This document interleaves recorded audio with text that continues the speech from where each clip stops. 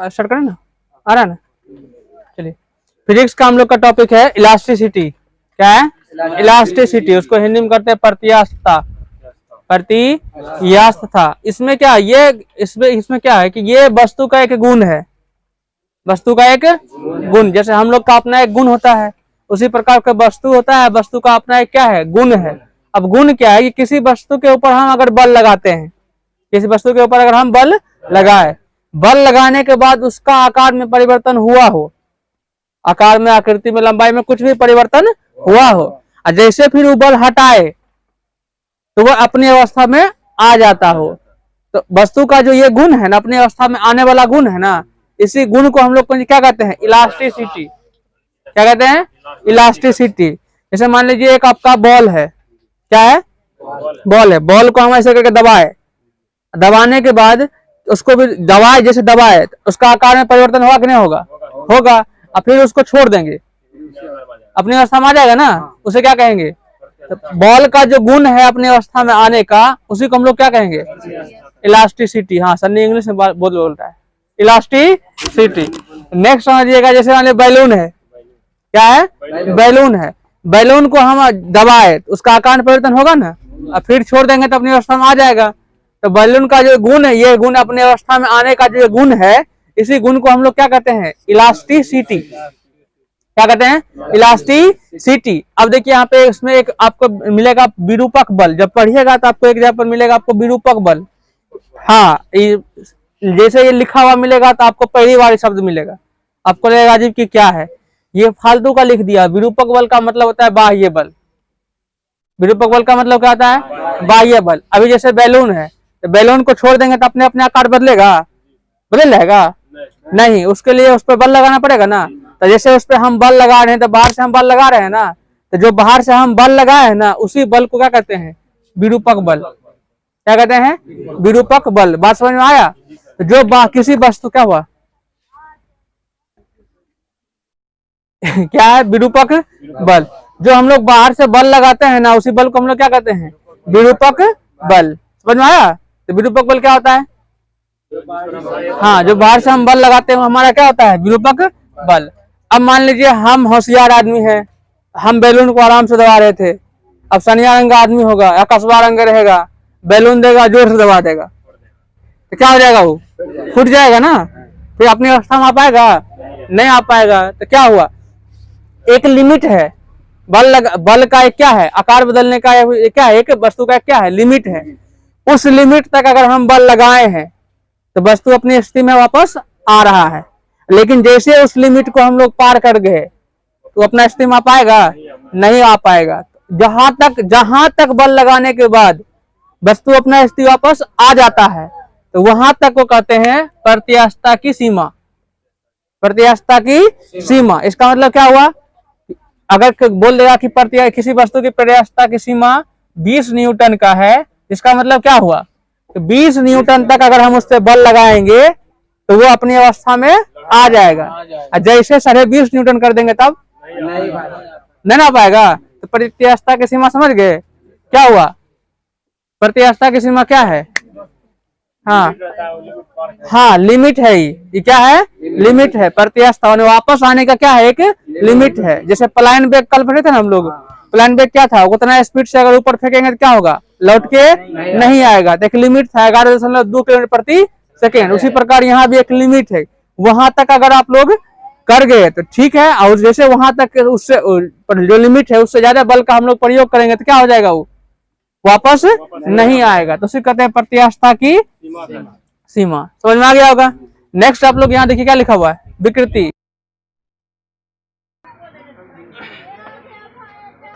तो प्रतिबल क्या? बल बटे क्षेत्रफल। तो हम लोग देख लेंगे कितना क्षेत्रफल है, और उसमें बल से कौन बल में क्या कर देंगे? भाग दे देंगे, वही हमारा क्या निकल जाएगा? प्रतिबल। तो ये बल जो हम लोग का जो है, जैसे यहाँ पे बोलेगा 50-60 न्यूटन का बल, तो 60 न्यूटन का बल का मतलब कौन बल? बाहर से लगने वाला बल, कौन बल? बाहर से लगने वाला बल। अगर मान लीजिए 10 मीटर स्क्वायर का एरिया है, कितना मीटर स्क्वायर का? 10 मीटर स्क्वायर का एरिया है। जिस वस्तु पर हम बल लगा रहे हैं उसका एरिया कितना है? 10 मीटर स्क्वायर। और बल लगाने, उस पर बल जो लगाए हैं कितना न्यूटन का लगाए हैं? 100 न्यूटन का। कितना न्यूटन का? 100 न्यूटन का लगाए हैं, ठीक है। और बोला है कि वस्तु का प्रत्यास्था जो सीमा है वो 8 न्यूटन का है। क्वेश्चन बढ़िया समझिए, ठीक है। क्वेश्चन क्या है? वस्तु की प्रत्यास्था की सीमा कितना न्यूटन का है? 8 न्यूटन का है। उसके बाद वस्तु की क्षेत्रफल कितना मीटर स्क्वायर है? 10 मीटर स्क्वायर है। और इस पे हम कितना न्यूटन का बल लगाए हैं? 100 न्यूटन का। तो क्या इसमें प्रत्यास्था का गुण रहेगा? इस वस्तु क्वेश्चन ये है कि एक प्रत्यास्था की सीमा कितना न्यूटन है? 8 न्यूटन है, ठीक है। उसके बाद वस्तु का एरिया कितना मीटर स्क्वायर है? 10 मीटर स्क्वायर है।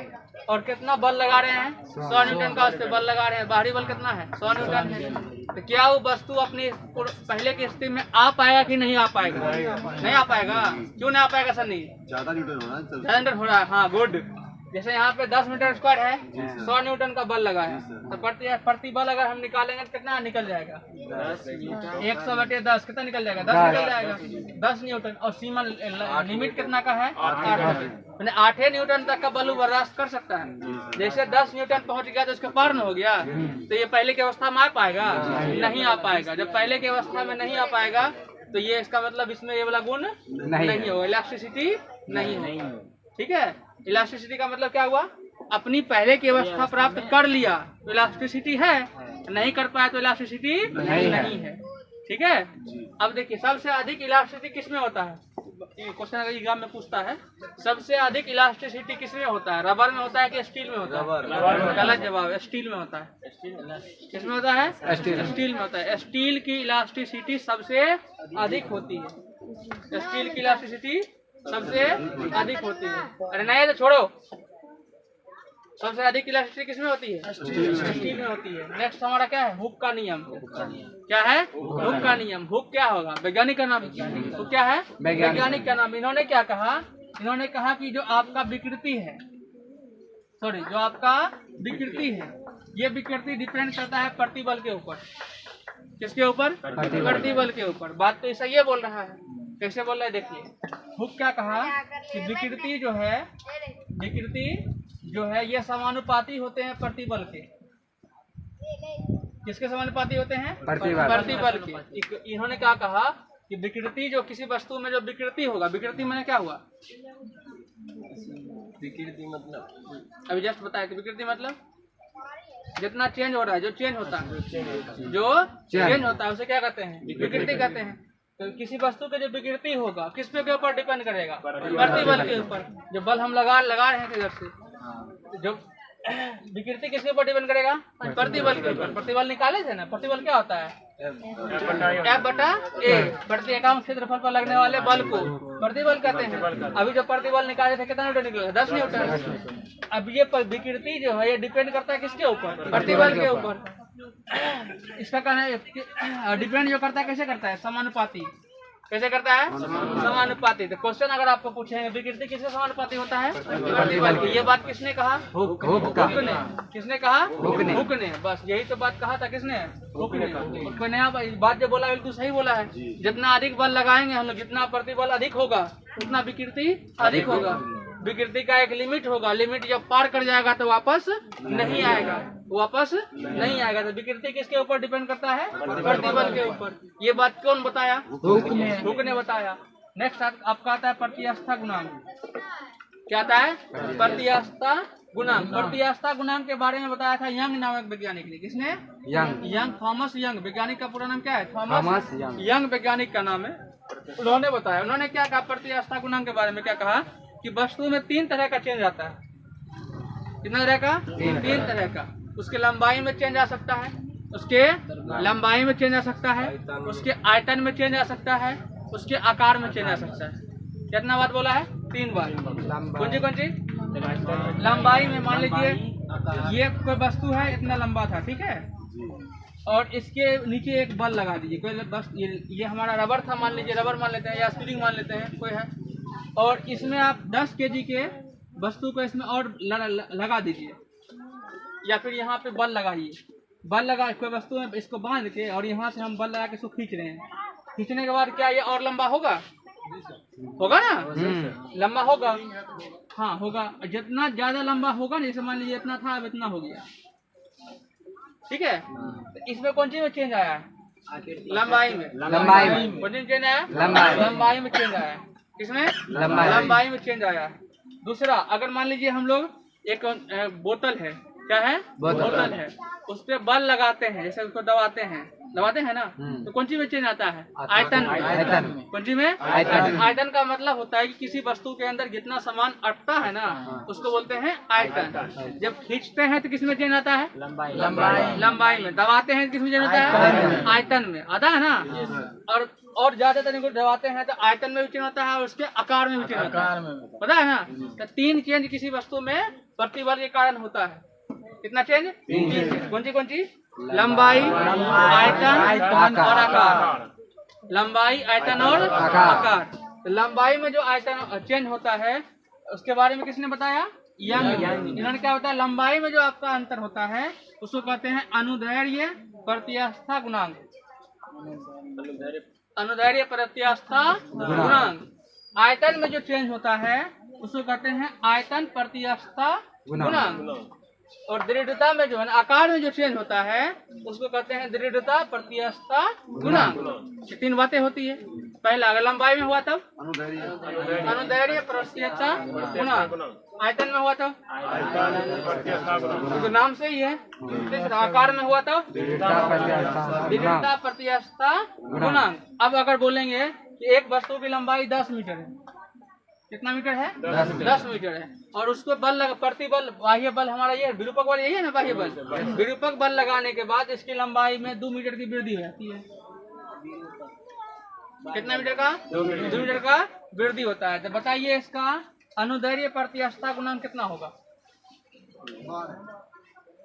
ये पूछा है। अब देखिए, हम लोग समझ तो गए हैं कि लंबाई में चेंज हुआ है। किसमें चेंज हुआ है? लंबाई में चेंज हुआ है। लंबाई में चेंज हुआ है तो कौन गुणांक होगा? अनुदैर्ध्य, आयतन या दृढ़ता? अनुदैर्ध्य होगा। अब ये निकालने का तरीका क्या है? निकालने का तरीका क्या है? निकालने का तरीका ये है कि आप देखिए कितना लंबा हुआ है, कितना एक्स्ट्रा हुआ है? 2। जितना एक्स्ट्रा हुआ है उसको ऊपर लिखिए, जो आपका टोटल पहले था उसको नीचे लिखिए। 2/10, 2×5, 1/5। इसको बुक में आपको लिखल मिलेगा L/L। L/L। छोटी L बटे बड़ी L। छोटी L जो शो कर रहा है ना, ये कर रहा है कितना लंबाई बढ़ गया, कितना लंबाई बढ़ गया। बड़ी L जो शो कर रहा है, ये शो कर रहा है कितना लंबाई पहले था, कितना लंबाई पहले था। मान लीजिए एक स्प्रिंग है, स्प्रिंग पर 15 न्यूटन का, 15 मीटर का एक स्प्रिंग है। कितना मीटर का? 15 मीटर। और इस पे बल लगाने के बाद ये 20 मीटर का हो गया। कितना मीटर का? 20। तो इसका प्रत्यास्था, सॉरी, अनुदैर्ध्य प्रत्यास्था गुणांक कितना होगा? तो क्या करेंगे, कितना बढ़ा? 5 बढ़ा। 5 कहाँ रखेंगे? ऊपर। टोटल कितना है? 15। यही ना, फिर 15 है ना, तो 15 रखेंगे नीचे। कितना आ जाएगा? 1/3। अब बताइए इसका मात्रक क्या होगा? इसका मात्रक क्या होगा? मीटर, सेंटीमीटर, किलोमीटर, क्या मीटर स्क्वायर क्या होगा? मीटर होगा। देखिए आप लोग खुद सोचिए, ई लंबाई का मात्रक मीटर, ई लंबाई का मात्रक ऊपर मीटर, नीचे मीटर, दोनों कट जाएगा, मीटर स्क्वायर हो जाएगा। मीटर गुना मीटर ना मीटर स्क्वायर होता है। ऑनलाइन चल रहा है, तुम बोलता है मीटर स्क्वायर, नाम ले लेंगे तो बेइज्जती हो जाएगा। तो क्या है? मीटर। नीचे भी क्या है? मीटर। दोनों कटेगा कि गुना होगा? कटे, क्या बचेगा? कुछ नहीं बचा, तो इसका मतलब इसका कोई मात्रक नहीं होता। प्रत्यास्था गुणांक का कोई मात्रक नहीं होता। समझ में आया ना? अगर हम बोलेंगे कि आप हमारे पास 20 मीटर क्यूब का एक वस्तु है, 20 मीटर क्यूब का एक वस्तु है। अब हम जब इस पे बल लगाते हैं तो एक बात ध्यान रखिएगा, आयतन की बात जब भी करता है तो बाहर से जब बल लगाते हैं तो आयतन का मान घटता है, कभी बढ़ता नहीं है, बढ़ता नहीं है। आयतन, बोतल को कभी आप बढ़ा नहीं सकते, बोतल को दबाते हैं तो ऊपर चढ़ता है, तो बढ़ता नहीं है। तो आयतन घटता है कि आयतन बढ़ता है? आयतन घटता है। अभी मान लीजिए हमारे पास 20 मीटर क्यूब एक वस्तु का आयतन था, उस पे बल लगा के उसके आयतन को हम कर दिए 15 मीटर क्यूब। कितना मीटर क्यूब? 15 metre cube. इसका क्या निकलेगा? अनुदैर्ध्य निकलेगा कि आयतन निकलेगा? आयतन निकलेगा। तो आसान ही है, देखे निकाल सकते हैं। आयतन प्रति आस्था गुणा निकलेगा। आयतन प्रति आस्था गुणा कितना हो जाएगा? कितना चेंज हुआ है? 5 मीटर। जितना चेंज हुआ है इसको ऊपर, ठीक है। कितना पहले था? पहले 20 था, तो उसको नीचे। कितना निकला? 5 कट गया। देखिए ये भी कट जाएगा, ये भी कट जाएगा ना, दोनों सेम होता है। ये कितना निकला? 1/4। इसका ये मात्रक नहीं होता, समझे। अब इस नए टॉपिक में किसी को कहीं दिक्कत है तो बोलिए। इतने को आपका ये था प्रति आस्था इलास्टिसिटी। आसान है कि हार्ड है? बहुत आसान है। हाँ, इसमें कोई टॉपिक है तो बोलिए। विकृति क्या होता है? आप जैसे किसी रास्ते में जा रहे हैं, ठीक है, और आपको कोई आज क्या बोलते हैं, आपको कोई फ्रेंड मिल गया, आप उसको देख के मुंह चमका लिए, ठीक है। तो आपको जब मुंह चमकाए हैं तो आपका मुंह पहले की स्थिति में आया। आप जो चमकाए, जो टेढ़ा किए थे ना, जो परिवर्तन आप किए ना, परिवर्तन ही आपका कहलाता है विकृति। जो मुंह चमकाए ना उसको कहते हैं विकृति। अब मुंह चमकाने के बाद अगर आपका मुंह पहले की स्थिति में नहीं आएगा, इसका मतलब आप लिमिट पार कर दिए हैं। आपका जो प्रति आस्था की जो सीमा था उसको आप क्या कर दिए हैं? पार कर दिए हैं। पार कर जाइएगा तो वापस नहीं आएगा, वैसे का वैसे रहेगा, ठीक है। तो ऐसे ये क्वालिटी हम लोग का नहीं होता है, गर्ल्स लोग का क्वालिटी होता है। नेक्स्ट अगला बोलिए, कोई टॉपिक आपको दिक्कत है? सन्नी कोई दिक्कत है तो बोलिए, छोड़िए। अब दिक्कत है तो डिस्कस होना चाहिए ना, हैं? बोलिए, दिक्कत नहीं है तो से पूछेंगे जी। दिक्कत तो है। अगर तुमको सोचो 2 बांस दे दिए हैं, ठीक है, और जहाँ पे बांस लगेगा वहाँ फूल जाएगा ना। कुछ दिन के बाद ये अपना स्थिति में आएगा ना, बहुत अच्छा। अगर अपनी स्थिति में ये आ गया तो इसका मतलब इसके अंदर कौन गुण था? विकृति का, इलास्टिसिटी का। इलास्टिसिटी ने गुण है, ऐसे गुण ही ना है। हाँ, अपनी स्थिति में आ गया इलास्टिसिटी, और नहीं आ पाएगा वरना तुम तोड़ दिया उसका हाथ, तब इसका मतलब तुम लिमिट पार कर दिया, तोड़िए दिया। ठीक है। अब जब हम किसी को 2 बांस दिए हैं तो जहाँ पे बांस लगा है, कपार फूटना क्या है? कपार फूटने के बाद कपार पहले की स्थिति में आ पाएगा? चमड़ी बैठी ना, दाग रहता है। ठीक है। हम ये बोल रहे हैं कि जहाँ पे तुम मारने के बाद वहाँ पे जो परिवर्तन हुआ उसको क्या कहोगे? मारा, बम से फूल गया, जब फूला है उसको क्या कहोगे? नहीं, इलास्टिसिटी तो हुआ, फूलने के बाद पटक गया तो इलास्टिसिटी है। जो फूला है, जो बल लगाए हैं, बांस लेके मारे हैं ना, तो जो बल लगाए हैं उस बल को कहते हैं विरूपक बल। अब मारने के बाद अगर वो लिमिट पार कर दिए हैं तो लिमिट हो गया। वो जो फूला है वो कौन सी कहलाया? विकृति। विकृति जो हम चेंज करते हैं, बल लगाने के बाद जो उसमें चेंज आया उसको क्या कहते हैं? विकृति। समझ में आया? हाँ, चलो आप बंद कर दो। अब कोई टॉपिक है आप लोग है? रुको बोलो। दृढ़ता क्या होता है? आप लोग में से दृढ़ता बताइए कोई। आकार में सुनो, जब किसी वस्तु के आकार में परिवर्तन होता है तो उसको कंजी कहते हैं दृढ़ता। लंबाई में परिवर्तन हुआ तो अनुदैर्ध्य, और आयतन में परिवर्तन हुआ तो आयतन है, आकार में परिवर्तन हुआ तब दृढ़ता। हाँ बोलिए। आयतन आप बढ़ा दीजिएगा, फटने जाए, बोला है कैसे बढ़ाइएगा? बढ़ा देते हैं। जैसे बढ़ता है आप सुनिए। हाँ सुनो, आप जो पंचर में हवा भरते हो ना, उसका आयतन लिमिट है। जी सर, लिमिट। ठीक है, पहले से पता है कि इसमें इतना अटेगा, और उससे ज्यादा कीजिएगा तो फटेगा, समझे? लिखा रहता है उसमें, टायर का वॉल्यूम लिखा। वॉल्यूम में क्या हुआ? आयतन। टायर जो खरीदता है उस टायर के ऊपर उसका वॉल्यूम लिखा रहता है ना। आप जो टायर में हवा देते हो तो उसमें आप देखते हो ना कितना हवा है, कैसे चेक करते हो? मीटर में। वो क्या बताता है? आयतन नहीं बताता है वो। परसेंटेज बताता है कि वो तुम देखना, वो जो आपका डब्बा इतना होता है ना गोल का, उसमें भी लिखल होगा, भी माने वॉल्यूम, माने आयतन, इसमें इतना आयतन है। और तुम कहता होगा 25 30 कड़वा तेल लेता है, करते हो ना, तो इसका मतलब क्या, उसका एक लिमिट है, उसको ज्यादा करेंगे चल जाएगा। और हम लोग अभी क्या बोल रहे हैं कि दाब लगाने से उसका आयतन, दाब बढ़ाने से आयतन क्या होता है, घटता है। दाब बढ़ाने से आयतन क्या होता है, घटता है। अब मान लीजिए कोई आदमी, हम लोग भर दिए हैं इसमें 30, कितना भर दिए 30, अब 3 आदमी को से बैठा दिए, कितना आदमी को, 3 आदमी, तो बल लग रहा है ना उस पे। कल पढ़ाए थे दाब बराबर बल बटे क्षेत्रफल, जितना अधिक बल लगाएंगे उतना अधिक दाब लगेगा। तो 3 आदमी बैठे हैं तो बल अधिक हुआ ना, तो बल अधिक होगा तो दाब भी क्या होगा, अधिक होगा। अब दाब जब अधिक होगा, आप तो किए उसको कितना 30, उसका एरिया पावर था 30 का, कितना का 30 का, आप भरे भी कितना 30, लेकिन जब आप बाहर से उसको बल दिए हैं, 3 आदमी बैठ गए हैं, उसका आयतन क्या हो जाएगा, घट जाएगा। अब उसका पावर कितना का है 28 का, ठीक है।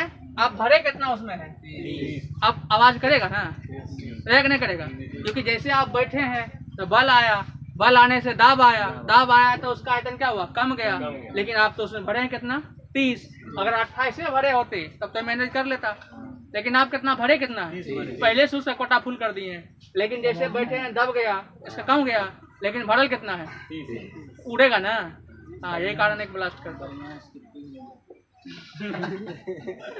और कोई टॉपिक है तो बोलिए, खत्म कर देंगे इसको, ठीक है। कल हम लोग करेंगे सियांता का वीडियो, ठीक है, तो बंद कर दीजिए।